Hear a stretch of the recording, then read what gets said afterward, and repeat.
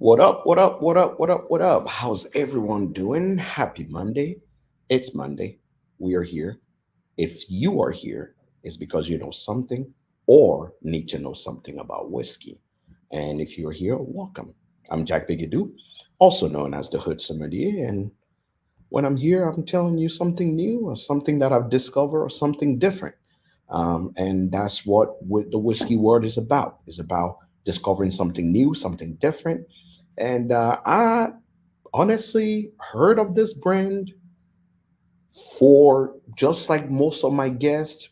It was my first time getting to meet someone from the brand, and it was the founder himself. So I was like, okay, nice to meet you. You need to come on my show and we need to talk about your whiskey. I heard about you. I never had a chance to taste your whiskey, and I want to know more about you. You guys know the rule. I always say the whiskey is great, but knowing the people behind the whiskey is even better. Knowing their story, knowing how they got where they are, helps you know where you need to put your money, who are you supporting, and who are you standing behind. And sometimes the people's story is way more fascinating than the whiskey itself. So, without further ado, I want to bring in Mr. Brian Gelfo. I hope I'm saying the name right. It's Gelfo, but it's Mr. Brian Gelfo from Brothers of the Leaf. Brother Brian, welcome to the show. How are you? Jack, I'm doing great, man. Thanks for having me on today. I really appreciate it. It is my pleasure. I'd say on the channel or in the hood here, we want to make sure that we are bringing attention to new brands in a positive light, but also giving them the platform to be able to tell their story and let the folks know about what is happening with the whiskey. Like I said, knowing your story will help people understand why is it that you are the person they next time they picking up a bottle or thinking about a bottle, you'll be the one they should be thinking of. So please take your time and introduce yourself. Who's Brian, and what is Brothers of the Leaf? All right. The floor is yours. I won't go back to the date I was born, but I'll go back a little bit to give a little bit of backstory on myself. I'm actually originally from Miami, Florida, born and raised in South Florida. And when I started drinking at way too young of an age, I was drinking Jack Daniels, because every bar you walked into, there was a Jack and Coke sign or a Jack and Coke coaster or whatever it was. So I drank Jack and Coke. I didn't really know what bourbon was. Around 96, I moved to Lexington, Kentucky, and my friends were taking Maker's Mark bottles and putting them up on shelves just because they had a different color wax or a different label or something. And I thought that was the stupidest thing I've ever seen in my life. Why would you put bottles up there and not drink them? Fast forward to today, I'm one of the largest Maker's Mark collectors in the world. Have almost 500 unique bottles up in my upstairs living room. I've done presentations for Beam employees. I've loaned my bottles to Maker's Mark for various events. It's been crazy. But that kind of opened me up into the bourbon world. As the years went on, I started trying more and more things and just really got into it. And started doing, I guess you could say a side hustle. I would do little things here for different brands, whether it was Maker's Mark or Angel's Envy or Four Roses or somebody, just do little events here and there. For years, people assumed I was working in the industry when I wasn't. So my wife was talking to me one day, and she tells me, you probably know and talk more about bourbon and get paid less for it than anybody I know. You need to do something about it. So my first real paying job that I got, and I'm really pleased to call these folks friends, is with Rabbit Hole Distilling. Okay. I met Kaveh Zamanian. It's been about close to 10 years ago now. And he told me what he was doing and the brand he was launching and how he was going to do it. And I thought he was going to lose everything because I didn't think that was the way you do it. He proved me wrong. And the day that the distillery opened, he and I shared a cocktail, and I looked at him. I said, "You proved me wrong." And he just smiled. But I was one of the first employees at Rabbit Hole and doing ambassador work, launching them in Kentucky and Illinois. But again, along the way, I met all kinds of friends in the industry. A little later, my wife and I were sitting here during COVID. We've all lost a few years because of COVID. Correct. We came into some money that we weren't expected to have by selling a piece of real estate. And quite frankly, she looked at me and she goes, "You know what? If you really want to make this bourbon thing work, it's time to shit or get off the pot." I was like, "Whoa, okay." Well, I had a friend of mine, Paul Tucker, who owned a cigar shop here in town. Very good friend for a number of years. Owned the cigar shop for over 48 years, and he had been encouraging me to do some stuff in the industry as well. Try to get started. He was looking to see with some different people if we could launch a brand. But I had an opportunity to taste some barrels at Castle and Key that were distilled by Jim Rutledge. Correct. The price was right, and they were very good 1-year-old barrels. And we turned around and bought 250 barrels of whiskey and said, we're going to start broadleaf whiskey. Broadleaf tobacco is what they use to wrap cigars in. So that's where the broadleaf comes from the company name. That was my main question. I think that's one of the things that kind of threw me off about the brand itself, because when I heard it, I really thought it was a cigar club. Right. You hear Brothers of the Leaf, I think it's a cigar club. So I just thought, oh, a cigar club came out with a whiskey. Well, and it kind of is. You're kind of telling part of the story. Okay. Because we were sitting on those barrels from Castle and Key, and then I came across some other liquid from someone who I think is a mutual friend of ours, Justin Sloan, over at Justin's House of Bourbon. I think you might be Justin Sloan. I think I have the shirt on. Yeah. Absolutely. And he had some extra whiskey that he was looking to do something with from MGP, some bourbon and some rye whiskey. And I said, you know what? I'll buy it.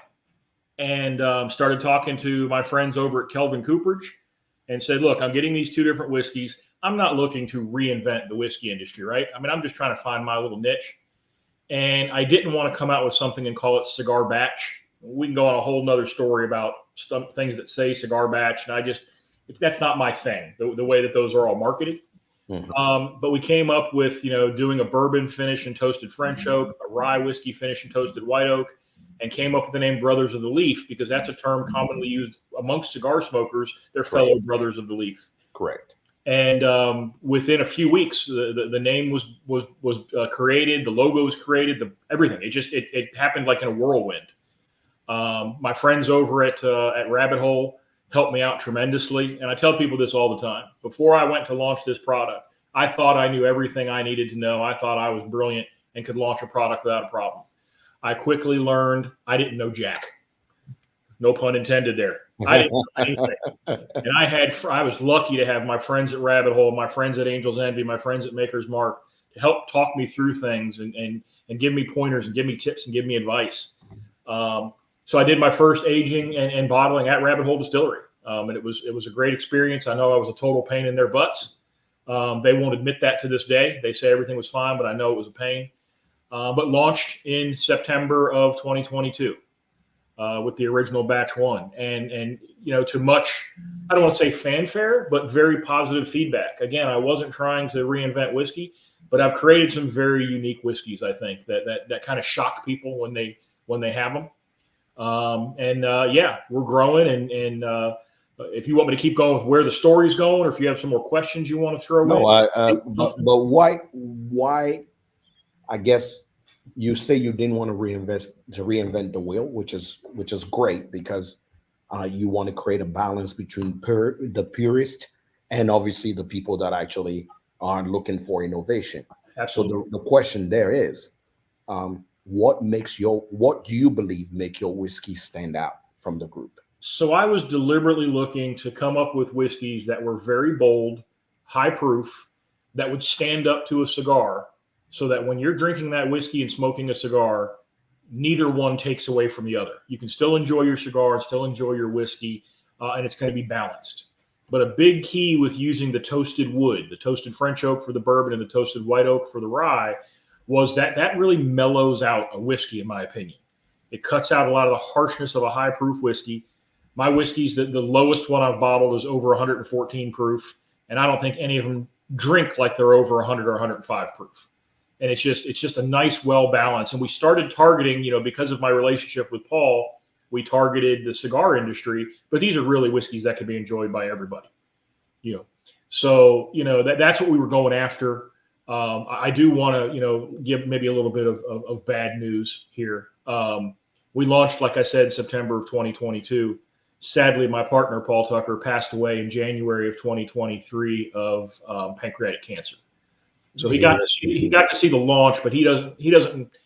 Maybe he's looking down from above right now because he was a good man, and he'll be looking down from above. about what we're going through in the future. And I think he'd be pretty excited about what's coming. May he rest in peace. Thank you. Uh, so you decide to come on the market, kind of creating more bold flavor. So you were leaning more towards the type of cask or the type of barrel that you're Yeah. finishing your whiskey in. What's the average age of the whiskeys you're blending together? When So you the mention Justin Sloan, I know Justin himself, when it comes to whiskey, love intense flavors yeah and make sure that the whiskey has personality.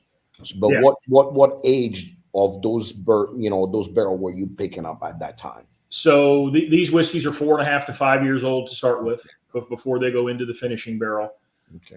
And one thing that's interesting in finishing whiskey, and I tell people all the time, anybody can finish a whiskey once. It's doing it more than once and doing that consistency that really helps. Now, that being said, obviously, since I've been doing batches, each batch is going to be a little different than the other, but still going to be that consistent, powerful flavor profile in there. What Okay. I've done that's a little different than a lot of people out there is I'm letting the whiskey stay in that secondary barrel a little bit longer. A lot of the companies out there, not all of them, but when they do their finished whiskey and they put it in a barrel, they put it in there for 28, 30, 35 days and Hmm. get it out, because you can reach a point of no return. And what I mean by that is the wood starts to take over, and then your whiskey starts to be too woody. And then you got to leave it in that barrel for a year and a half to get it to mellow out. So when you see somebody that's done that, if you see somebody that says, "Oh, we had it in, such and such oak barrel for 2 years," yeah, that's because they left it in too long to start with, and they had to wait for it to mellow out. Correct. And so I had to be careful because being a small, self-funded little group. I mean, I'm it. My partner Jay Paul at the time, he was a gin drinker. He didn't know anything about whiskey. He just wanted to help me out and be a partner. So I was doing everything from selecting the whiskey, selecting the finishing barrels, doing the tasting, doing the bottling, doing the marketing, you name it, I'm doing it. One man show. And we were really able to come up with something unique, again, with the help of the people at Kelvin Cooperage, to do the French oak, with no char on the French oak, just doing toasting. And doing, we actually did a light char. We did a number one char on the white oak. So we did a toast and a number one char just to get a little more for that rye whiskey. But there's a lot of people that drink my rye whiskey and don't even know it's rye whiskey when they drink it, because it's just so different. That's one of the keys I wanted. I wanted something different. And I touched on it earlier about, cigar cask and cigar blends and all that. And historically in the last decade, people put something in a Brazilian Amburana cask and they call it cigar blend. And I can't figure out why. I've never understood the correlation between the two. I think the Amburana thing is that the one characteristic about Amburana is tobacco notes, right? So Fair. because the one and everybody obviously exaggerate when it comes to one thing that makes the Amburana wood is it has a lot more than heavy figs, but really tobacco note. It literally give a tobacco feeling to any whiskey, which now makes everybody go, "Yep, this is now a cigar batch," right? Which necessarily doesn't mean that, but Right. one person used it, and in this industry, there's always a trickling effect. One person does it, it works for them, everybody follows because they believe in that. So now I come to the whiskey itself. I, Sure. I get on the shelf, and I want to discover your whiskey. Where do I start? What Okay. would you tell me to start? So right now it's small, it's slow. I'm only distributed in Kentucky. Okay. I just recently changed distributors. I'm actually doing ride-alongs with my distributor starting tomorrow, Okay. to try to get into new venues, both on premise and off premise, Correct. to get the word out there. But again, been out for a year and a half. Kentucky only. Can get it in a lot of other places through bourbonoutfitter.com. Urban They do Outfitters. well. Mhm. We mentioned House of Bourbon earlier because of the fact, the friendship I have with them. They are by far my number one retailer. They have been fantastic for me in helping people try it. And I think what's great is, and you've been in there obviously, is that them and a lot of liquor stores now are able to do this, but people can taste the whiskey before they buy it. Correct. I think that is so important. Either going to events and tasting the whiskey or doing these in-store samplings or these places that are able to open bottles and let you taste. Because I'll be honest, my whiskey's $90 a bottle. That's not an everyday bottle of whiskey that people are going to buy. People are going to have to Absolutely think not. long and hard about spending $90. Correct. You go to a place and you taste it, and you like it, you buy it. That's great. If you don't like it, that's it. You just don't buy it. You Now, if just you bought that taste $90 some bottle, whiskey. Yeah. yeah, if you bought that $90 bottle and got home and didn't like it, then you're telling all your friends how bad it was and how much you feel like you got ripped off and all that. So Correct. I hate that for people. I really do. A $20 bottle of something new that comes out or a $25 bottle of new bean, yeah, you buy that. I mean, it is what it is. But $90 is a considerable investment for a It bottle of is. It is. So I can appreciate already the sentiment that you have behind it, because I feel like, and this may be controversial as an opinion, but I feel sometimes like brands just label a bottle, put a price tag on it, and don't think of the average Joe. And I've seen a lot of brands actually find themselves completely shredded online, shredded by the average consumer, because they put that price tag on thinking, hey, our whiskey is great, we are going to do amazing. And next thing you know, somebody spent $95, $100 on a bottle, and they didn't like it. And taste is subjective. And I agree that when you already have that high price, the ability for people to even taste it is already great. But you, as the owner, already being aware that, hey, my whiskey is not cheap. I know this. I'm a small operation. So you are supporting a smaller business, but I want to give you the ability to try it before you buy it, so you don't feel like you've been ripped off. That sentiment need to be more of a wide view agreed. on most industry. So let's try this whiskey that we keep Good. talking about. Where do we start? Do we start with the rye or do we start with the bourbon? I'd say start with the bourbon. I don't know if I can get it to show on the camera. I know I All right. sent you some sample bottles. I apologize. I didn't have full big bottles to No, send you're you. fine. You're fine. Trust me. You But, being small operation for now, uh, you're totally fine. I tell people all the time, my expectation is not to get a bottle. I appreciate a bottle because it helps me show off the bottle later on when I do my own private tasting. But when it comes down to it, it's all about us tasting the whiskey. It's not going to be different now or later on. yep, This batch here that I have is batch two. yep, I was distilled in Indiana. I'm assuming it's MGP. correct. Bottle in Versailles, not Versailles, Versailles, Kentucky, and is 116.2 proof or 58.1% ABV, and yeah, so far, the nose on this whiskey just makes it quite interesting. I love the color on this. This is a beautiful color. I'm loving that darkness that comes in the color. So I'm quite excited about that color. But on the nose, yeah. Oh, But even on the nose, it doesn't nose like 116 proof. it's not. That wasn't even the part that is getting me. I'm getting goosebumps because I love I love cocoa, right? So when I was a kid growing up, I love cocoa. And when you take that hot water and pour real cocoa and just pour that hot water on the cocoa, there's that steam that hits you, Yep. and that's what comes up on this nose here. There's some dark cocoa just covered by some spiciness, a little bit of anise, some dark, yeah, some clove in the corner there, and you get that nice sweet dark chocolate figgy note immediately on that nose. Okay. You know what I love about this? Couple of things. One, I love the fact you just did that by nosing from one nostril to the other, because there's a lot of people don't realize you have a dominant nostril, and it can change. I'm not bragging, but I know a little bit about whiskey. I've heard a few things. I've heard a couple things, but also what I really love is I didn't give you any flavor notes, and I, No, I actually hate to give flavor notes out because I don't want to steer somebody in a direction. I want them to taste what they taste, not what I tell them they're going to taste. wow. This is at least on the nose. There's something I tell people. Some whiskey smell like good whiskey. And I know it sounds weird, but some whiskey smell like good whiskey. It's like if you nose a whiskey, you can tell it's good whiskey Yep. by just nosing it. And the nose is important. I like to say is an introduction, just like in the animal kingdom, Most people will smell you to know if they can smell the fear on you, right? That's what they would say. And most people, if you smell good, then you're immediately more attractive than somebody who smells bad. That's So true. the nose of a whiskey is an introduction to you. If the nose is not already attractive or to your sales brain, obviously you already put that whiskey in a category in your head before even you get there. So I tell every whiskey maker, guess what? I'm okay with you making crappy whiskey, but at least make sure it smells amazing when somebody open it.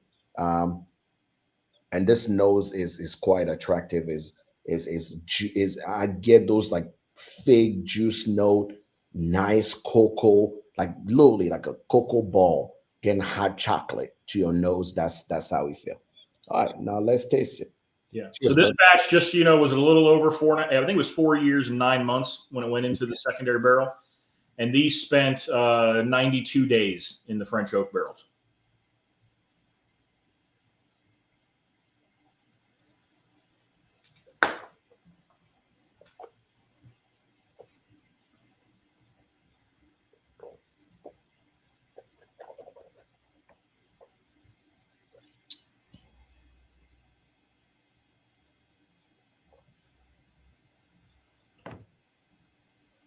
Honest opinions.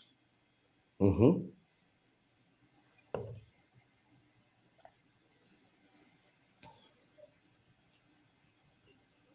Another thing I always tell people is always give me your honest opinion. You're not going to hurt my feelings if you Mm-mm. don't like something. My whole thing is that's fine. I'm glad you tried it. At least go out and keep on supporting the segment, keep on supporting the whiskey world, buy what you like. Everybody likes something different. That's why you walk into a liquor store nowadays and there's 250 bourbons to choose from because everybody likes something different. Whoa.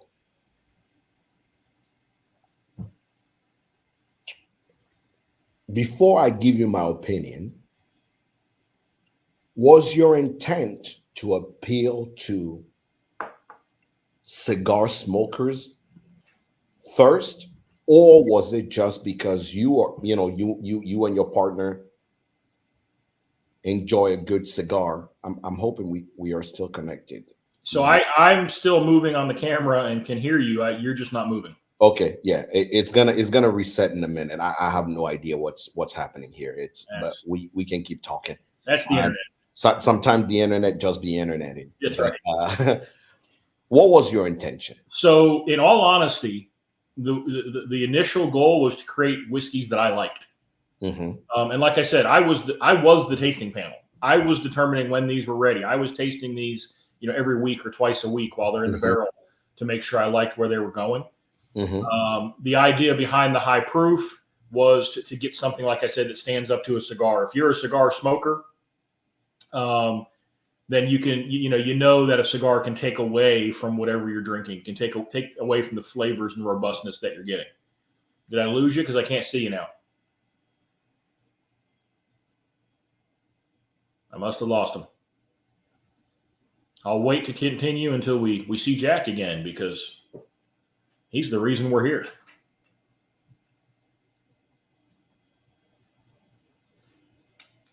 Let's enjoy some more whiskey while we're waiting to see if he can reconnect.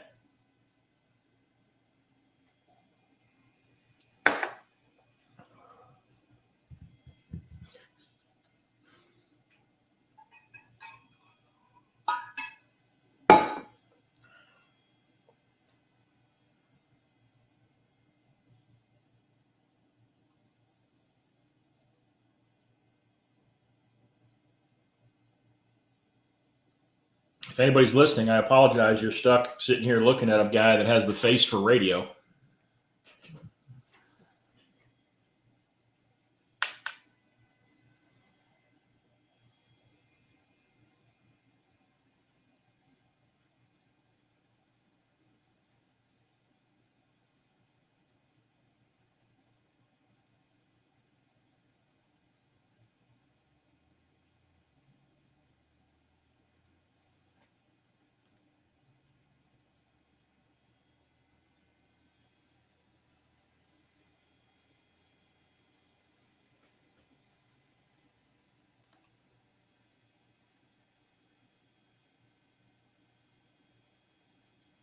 Oh, I just realized there's questions over here. So French oak, honestly, that was just in conversation with my friends over at Kelvin Cooperage. I went there and asked what kind of different woods they had, and like I said, a lot of people doing things that they were gearing towards cigars. They were using Amburana casks, and they happened to have some French oak available that I was able to get for a great price, especially for a new company coming up. And that's when we decided to go ahead and do toasted French for the bourbon and toasted white oak for the rye. Um, the thing is, I do think that, yeah, everybody needs a friend at a cooperage. I do think that the toasted French oak, it just really helps accentuate the flavors in the whiskey, and you get a lot of the sweetness, the caramels, the vanillas, the cocos that Jack mentioned earlier. Jack, I see you're back. Hope I you am. I am back. My internet was interneting, and No problem. I was rambling on before I realized there were actually comments that I could. there are comment, and Brucewood is here. Yeah, we were just talking about why I chose French oak. Yes, And it was just but because I but but give the question, if you already answered it, I apologize. But where the what was your intent behind obviously the. Yeah, and you might have got cut off. I mean, my real intent was to create whiskeys that I liked, and I knew that if I liked them, other people were going to like them as well. Not that I have the greatest palate in the world or pick the best whiskeys, but I believe it's very well rounded, and I was trying to find something that everyone can enjoy. From a marketing standpoint, we were going after the cigar smokers because of the tie-ins with broadleaf whiskey and tie-ins with Brothers of the Leaf and that. But we really knew that if we get these whiskeys in front of anybody, that they can be enjoyed. Okay.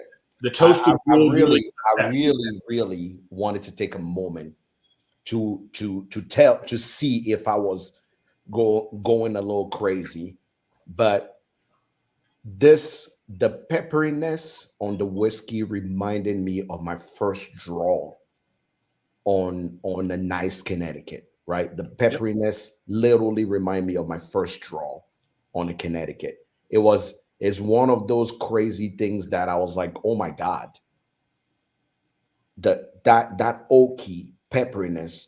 The front didn't even give me the front was buttery but yet spicy. But in the meanwhile, the mid palate was everything you get out of those tobacco notes and that pepperiness that you need.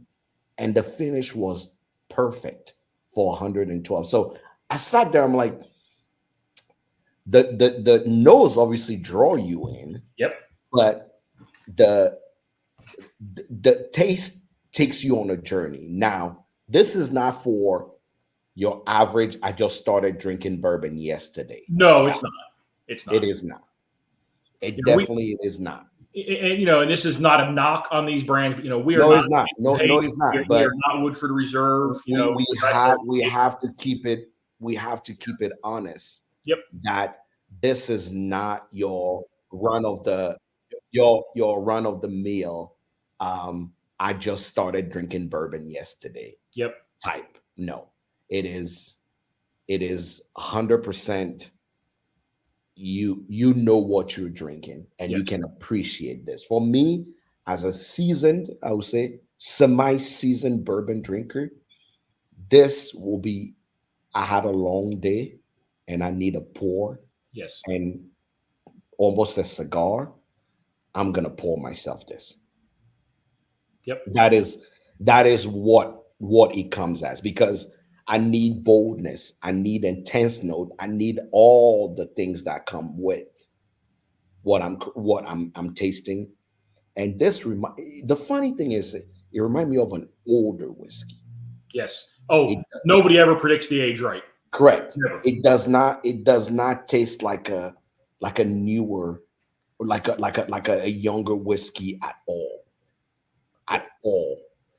Yep. And that is a sentiment to what you've done here. It's which, again, I can't say how much I appreciate the comments, but now I'm really looking forward to you trying the rye, because I tell people all the time, I think the rye is dangerous, because I think the rye is so different and smooth that you could sit down and start pouring it, and before you realize it, you're a third of the way through the bottle and you can't stand up. So tell me about the choice of finishing on the rye and the age of the rye. Same kind of thing. Like I said, I really got to give credit to my friends over at Kelvin. It was nice to go over there and talk about wood and talk about different toasting and charring techniques. Um, I had worked with them a little bit because Rabbit Hole, at least for a while, they were making all of Rabbit Hole's barrels, and they were doing a toasted number 3 char for Rabbit Hole. That's their standard thing. And they pointed me in the direction of the French oak for the bourbon because it was something different. There weren't a lot of French oak finished bourbons out there. There's a couple different people that were doing things with staves and wood chips and French oak, but there weren't a lot of people, at least a couple years ago, doing French oak. There are more now, which is fine. I can't say that I started it, but I had the idea pretty early and it worked out pretty well. But then we started talking about the rye, and we started going, I said, what if we just do a toasted white oak for the rye? And they really liked the idea, but one of the gentlemen there said, you know what, if you just do toasted barrel on the rye with no char, you're still going to get some of that rye harshness and some of that rye bite because you're using a younger whiskey. You're using an under 5-year-old rye whiskey. And we all know that, I love 5-year-old MGP rye, but it's got a little bite to it. It's got a little, Right. little kick to it. And so they said, why don't you go ahead and just do a light char? We'll do a number 1 char. And we think you'll really be happy with it. And I just think it really helped balance things out tremendously. Again, so smooth.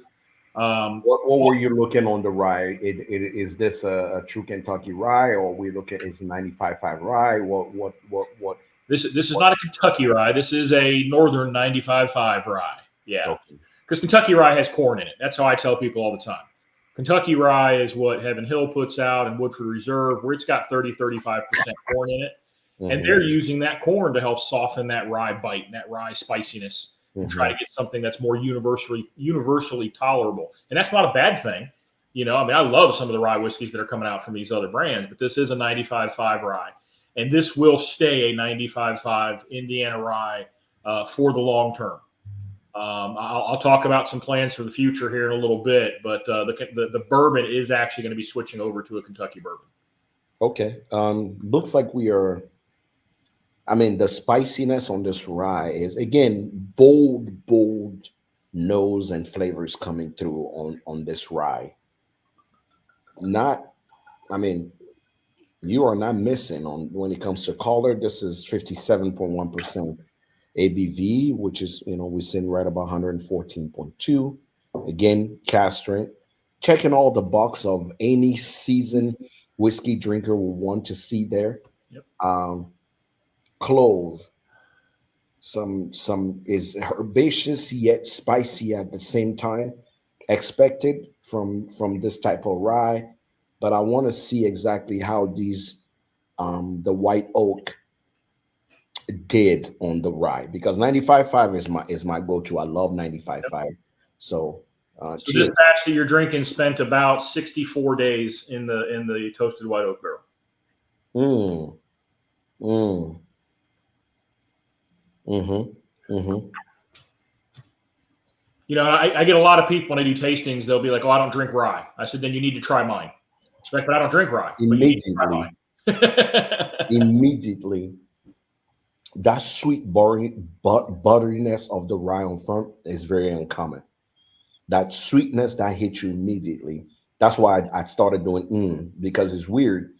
You don't expect that from a rye, but that sweetness right on front is Absolutely. fantastic. You don't get any bite in the mid palace. You feel it more on the chest, that Kentucky hug there, but you are not getting anything else besides some butteriness, some sweetness. It reminds me of spicy salted caramel. I That's get how I that a lot. I get that. It kind of coats the tongue. correct. Yep. Spicy salted caramel. That would be how I would describe it. So maybe you can help me because I get a question a lot. Well, what does your rye compare to? And I tell people nothing, and they think I'm lying. I don't believe your rye compares to anybody, because most people are either looking for that sweetness or are looking for a little bit of that spiciness or trying to even it out. But yours truly do taste a little bit different than the norm. Much more of a, like I said. Yeah, caramel is one of the biggest things I get out of it. Yep. Yeah. Spicy salted caramel. That's the only way I can describe It this. confuses people. It just confuses people. It, You don't.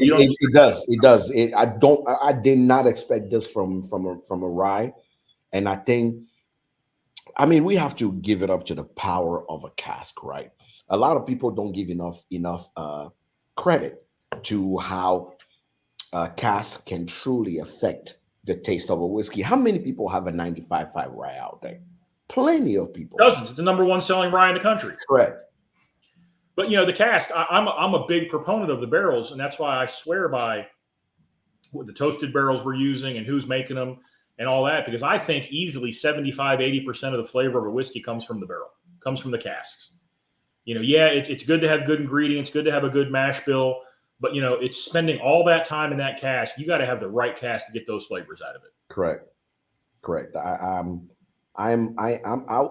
be honest. I'm quite impressed by this right now. Appreciate that. I'm very much so impressed.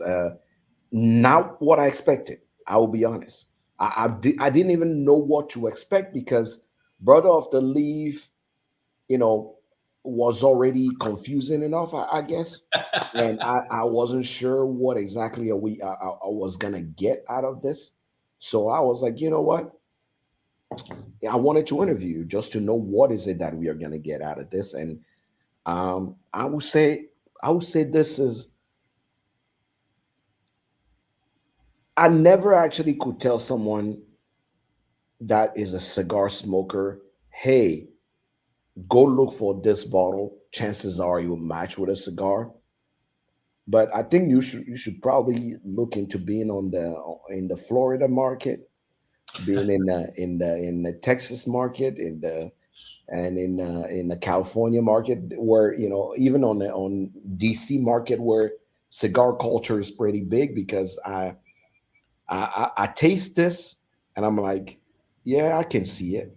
I can see how, my favorite cigar to go to, my favorite, I call it my base. If I want to try anything cigar pairing wise, I like my Ugly Betty from Deadwood Tobacco. And because of, that's And like, who makes Deadwood tobacco? I believe is owned by Drew Estate now. Drew Estate. You want to know what else Drew Estate owns? They own the rights to the Brothers of the Leaf cigar. Really? They do. So I think you're doing a great segue into me talking about things of the future. Please. So So you have batch two out now. batch Tell 2 is me, out. tell us what should people expect. And for people that are wondering what is displaying down on the screen, that is where you can get your bottle at bourbonoutfitter.com. Go ahead, click there. Just type in Brothers of the Leaf. You will find the whiskey there. I will tell you right now, when it comes to website to buy stuff from, they're pretty easy, pretty straight to the point. You probably want to get a couple bottles so you can It's save also not marked up. It's regular MSRP. nothing is up there. So I tell you now, if you are a cigar smoker and you don't have this bottle, I cannot respect you as a cigar smoker. You need to make sure you have one, right? I love That's that. my sales pitch for. That's how I can help Brian, right? So for all of you cigar smokers that claim that you have great bourbon, if I don't see Brother of the Leaf next to you, then obviously you're not a real cigar smoker. So that's all I would say. So So prove me wrong, and grab your bottle and pair that with your cigar. what I want to let you know, Jack, and let everybody who's listening and people giving comments, 2024 is going to be a very big year for Brothers of the Leaf whiskey.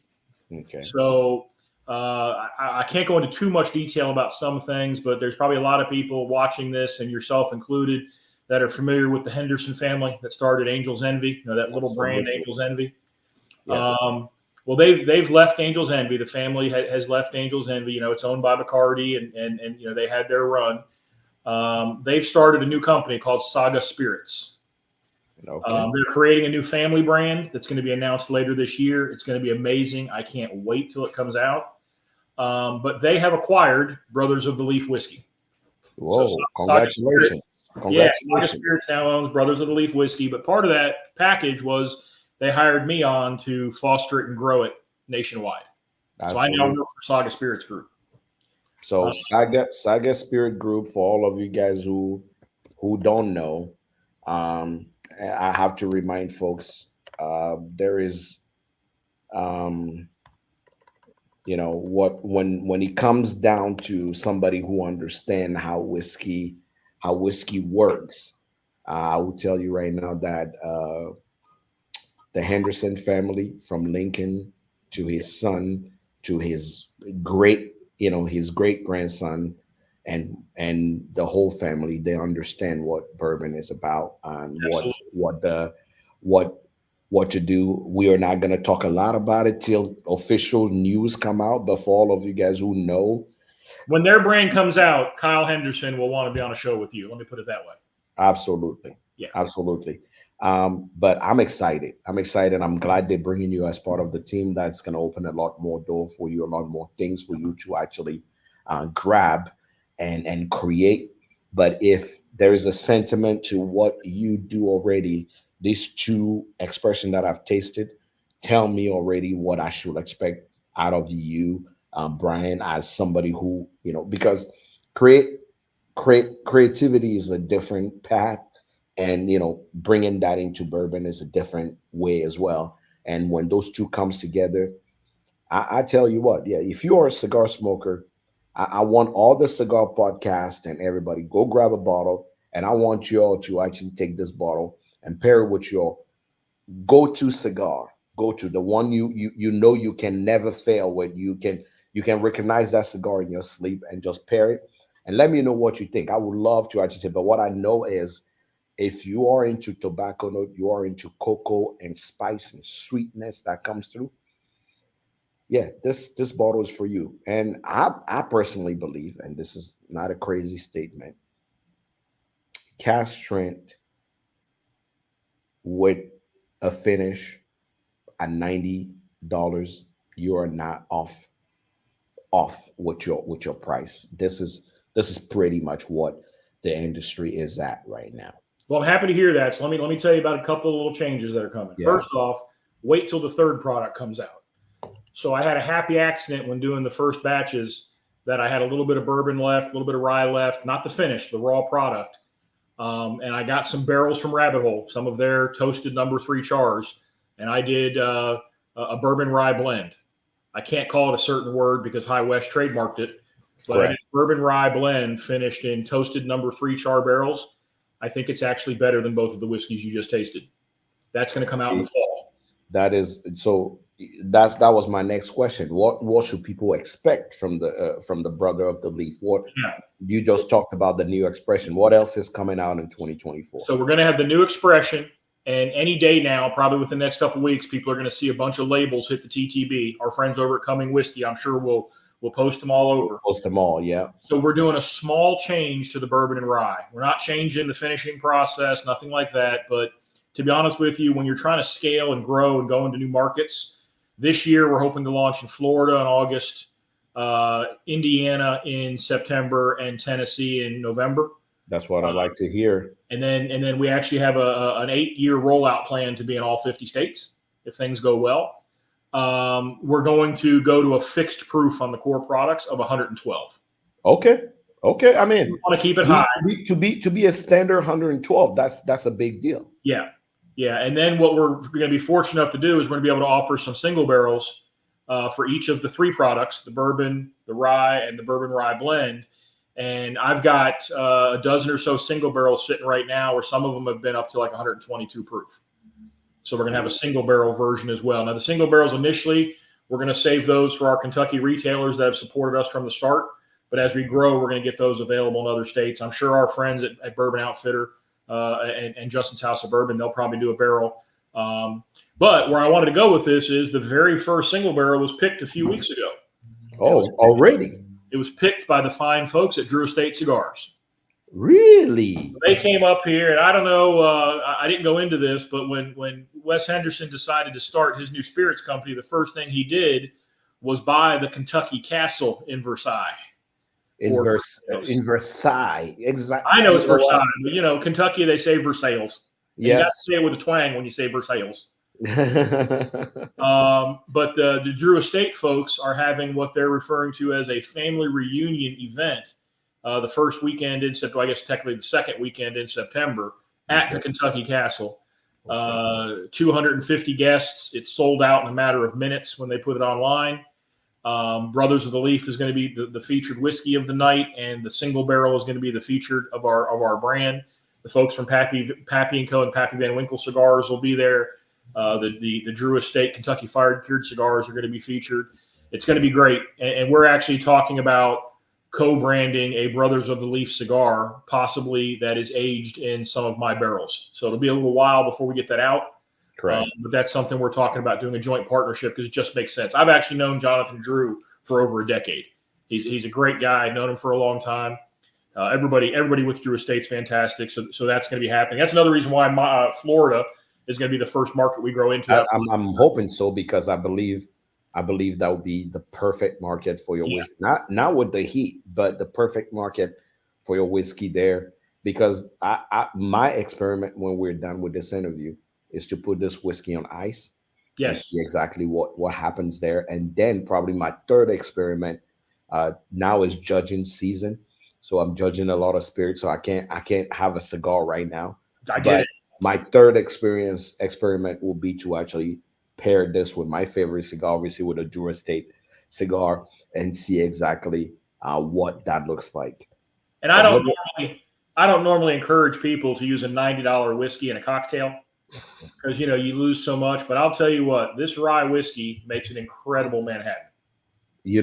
Cass, I tell one thing I heard from a good friend of mine that is a mixologist. He say, I never do an old fashioned or a Manhattan with a low proof whiskey. I always like my cast strength because dilution is a big deal, and I still want people to taste the whiskey through Absolutely. the cocktail. But Yeah. Brian, So it's going to be an exciting year, man. I can't wait. there is a bright and busy future ahead of you, and for you to actually have West Henderson on your side and Saga Spirit on your side, nothing better could have happened to you in the infancy of your brand. Yeah. Because for Couldn't people agree. that don't understand, being in the infancy of your brand and having somebody pick you up that early opens up the door to so much stuff.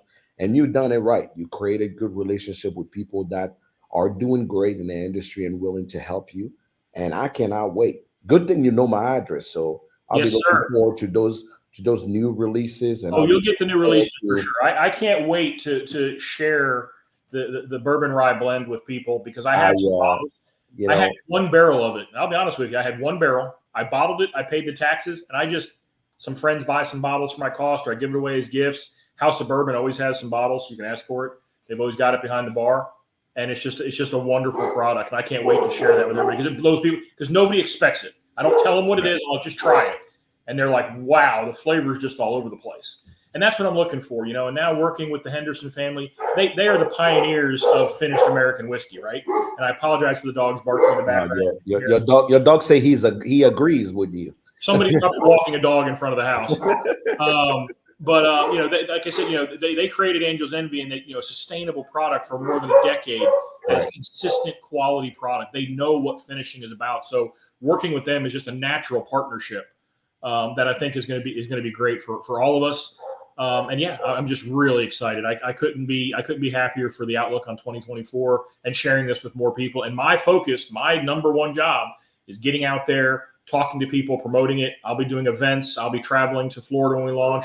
I'm doing some events here in Kentucky coming up. It's going to be a good year. Going to be a good year. I'm excited for you. I cannot wait to watch and see what comes about. Obviously, now this is your home. If you ever want to talk about any new product coming up, and hopefully one of these, when your cigar come out, we'll take this show outside and really do a true pairing with your cigar to see what we get out there. I'm excited for you, especially with what is happening in 2024. Sagna Spirit, Brothers of the Leaf, and this new creative way that you are, twist that you put it on bourbon. If you're here, thank you for watching. Bourbon Outfitters right there on the screen. Make sure you go there and pick it up. But do me more of a favor. Make sure you follow Brothers of the Leaf, and follow them on all their social media, on Instagram or Facebook. And do me a favor, when you grab your bottle, tag them, show them that you're actually tasting the whiskey, and tell them what you think. Because I think, positive or negative criticism helps people grow. And I may like it, he may like it, but you may not like it. And we would love to know why is it that you don't like it, so we can actually, as a company, he can actually realize, okay, maybe I need to create a product for this category of people. Yep. But what I would tell you right now, and I repeat it, if you love cigars and you don't have this in your collection, we need to talk. You haven't done it yet. You need to have that in. And I know there is a few podcasts, a cigar podcast that are follow me on Instagram that are watching this right now. And I'm sure I'm gonna get a text message before we end this show saying, "What do you mean that we don't have the bottle?" Or "What do you mean we should have this bottle?" So I think it is a good teaser for people to go and try your product. And Brian is always available, if you have any question about the product, for him to kind of help you through the process. Brian, thank you so much for coming in my hood, in the Whiskey Hood, on the Hood Sommelier channel. I hope you actually come back again to tell us more, and I can't wait to try what you bring. Jack, I can't thank you enough. I can't thank your viewers enough and your listeners enough. I mean, this is I'm living a dream. I mean, I really am. I took the plunge and went into this full time, and I can't be happier to hear someone like you give me an endorsement like you're giving. It's very humbling, and it's very much appreciated. And I just want to make people happy, and whiskey makes people happy. So that's what I'm trying to do. Absolutely. For all of you guys watching, thank you so much for being here. Thanks for watching with us. We appreciate you being here. If you're watching the recast, make sure you reach out to Brian. Make sure to reach out to Brothers of the Leaf and tell them, hey, I either really like your whiskey or I need a refund. We don't give refund, but I need a refund. But thank you so much. Cheers, everyone. And Cheers. till next time.